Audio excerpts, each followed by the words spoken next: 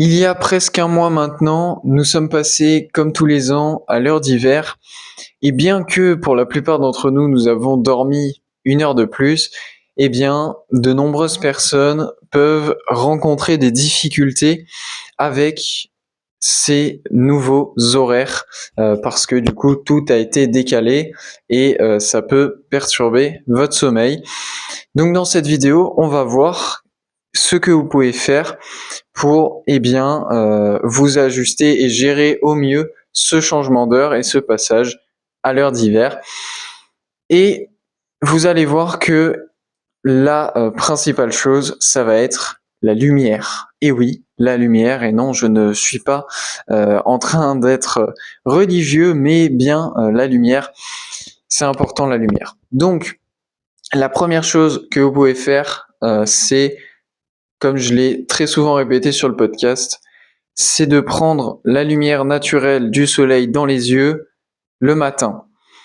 Le matin, c'est très important pour régler votre rythme circadien, pour régler vos niveaux d'hormones, etc. En fait, pour régler toute votre biologie, c'est hyper important dans la matinée de prendre la lumière naturelle du soleil dans vos yeux, c'est-à-dire simplement d'aller dehors, les yeux nus comme ça, et de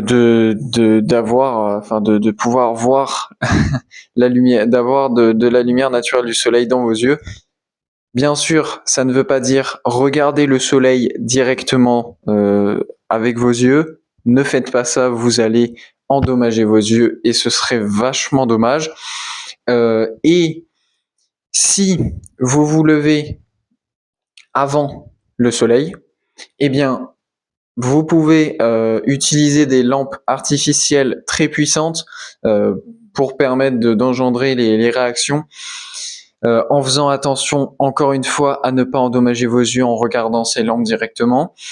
Mais surtout, ce qui est important, c'est avant 11 heures du matin, quoi qu'il arrive, allez dehors et prenez votre lumière naturelle du soleil.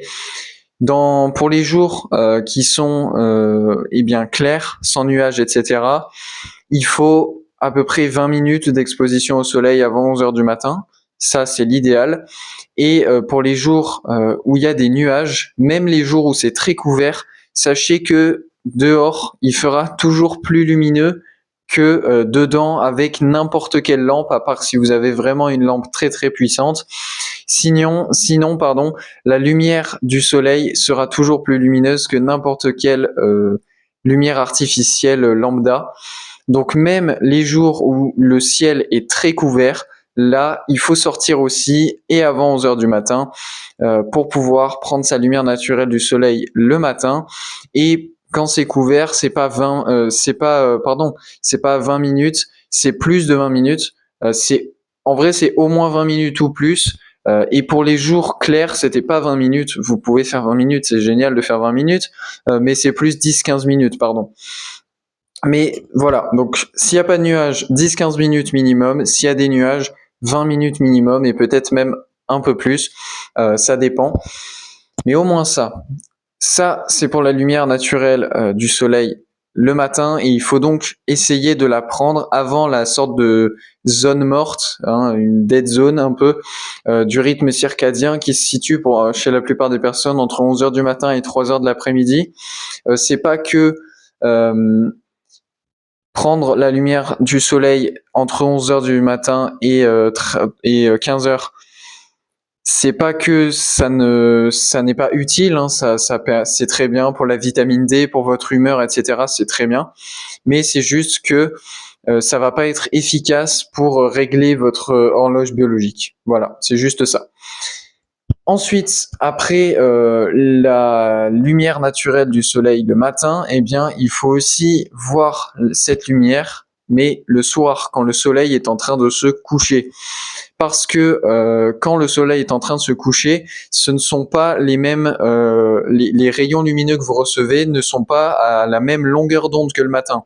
Le matin, on est plus proche des longueurs d'onde bleues, alors que le soir, on est plus proche des longueurs d'onde rouges. Donc, c'est important parce que ça va notamment eh bien, indiquez à votre corps que c'est la fin de la journée et qu'il va falloir se préparer à dormir. Donc, lorsque le soleil est en train de se coucher, sortez, pareil, une dizaine de minutes et prenez la lumière dans vos yeux sans vous brûler les rétines, etc. Comme d'habitude, vous connaissez la chanson. Si vous avez la chance de pouvoir en plus admirer des couchers de soleil tous les soirs, bah pourquoi pas, parce que c'est magnifique et on ne s'en lasse jamais. Un peu comme le Petit Prince, même si lui il veut en voir beaucoup, des levées et des couchers de soleil.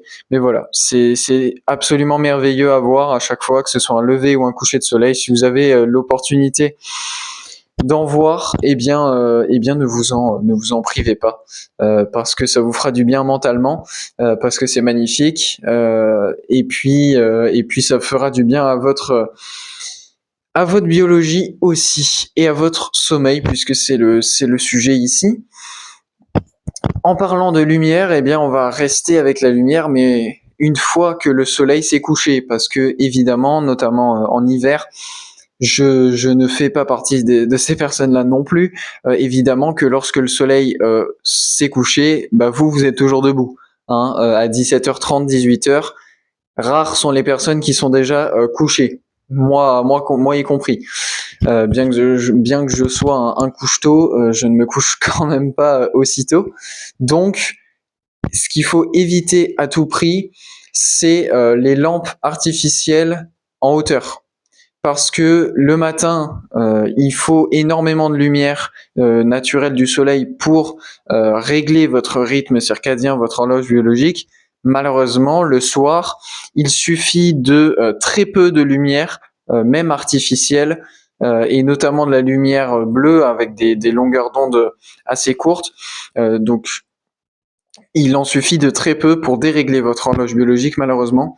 Donc le soir, privilégiez des lumières plus chaudes, donc plus orangées, voire rouges, et privilégiez des lampes et un éclairage qui vient du bas.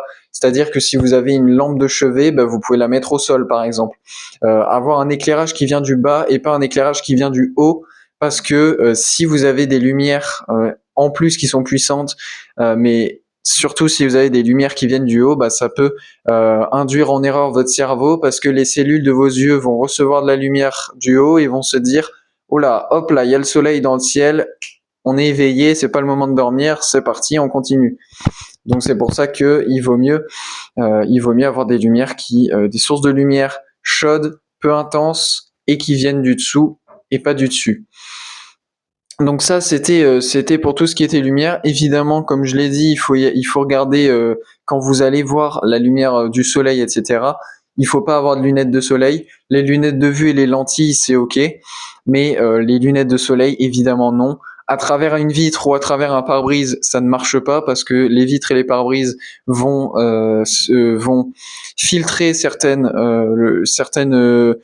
rayons, certaines longueurs d'onde, et notamment celles qui sont utiles au réglage de votre horloge biologique. Donc voilà, il faut aller dehors, hein, même en hiver, quand il fait froid, on met le manteau et on y va, parce que bon, hein, il faut bien régler ça. Et puis voilà, si vous voulez améliorer votre sommeil, ça peut être une très très bonne idée. Et pour le soir, vous pouvez mettre aussi, il existe des lunettes anti-lumière bleue, des lumières avec des verres rouges, etc., qui peuvent vous permettre aussi de vous reposer, d'empêcher de dérégler votre rythme circadien, etc. Et puis, 3 autres petits facteurs qui peuvent un peu jouer aussi. Il n'y a pas que la lumière. Il peut aussi y avoir la température. Donc, vous pouvez, par exemple, 1 heure avant de vous coucher, vous pouvez prendre un bain ou une douche chaude, puisque le fait de prendre ce genre de choses, ça va chauffer d'abord votre corps, et la réaction de votre corps face à ce chauffage, ça va être de se refroidir. Et comme vous le savez, si vous écoutez le podcast, vous savez que pour vous endormir, vous avez besoin que votre température corporelle elle diminue d'un tout petit peu moins d'1 degré. Donc prendre une douche chaude ou un bain chaud, ça peut vous aider à faire ça, justement, à vous refroidir. Deuxième point, ça va être l'alimentation, ça va être pas ce que vous mangez, mais plutôt quand vous mangez. Et donc là, ce qu'il faut essayer de faire, c'est de garder les mêmes horaires qu'avant. C'est-à-dire que, étant donné qu'il y a 1 heure de moins, si vous mangez à 20h, vous mangerez à 20h, même s'il y a 1 heure de moins, même si vous avez faim, ça c'est pas un problème. Et le dernier point, après la température et la nutrition, c'est l'exercice physique, garder le même rythme d'entraînement, et puis tout ira bien derrière. Voilà, j'en ai terminé. Merci, et puis à la prochaine.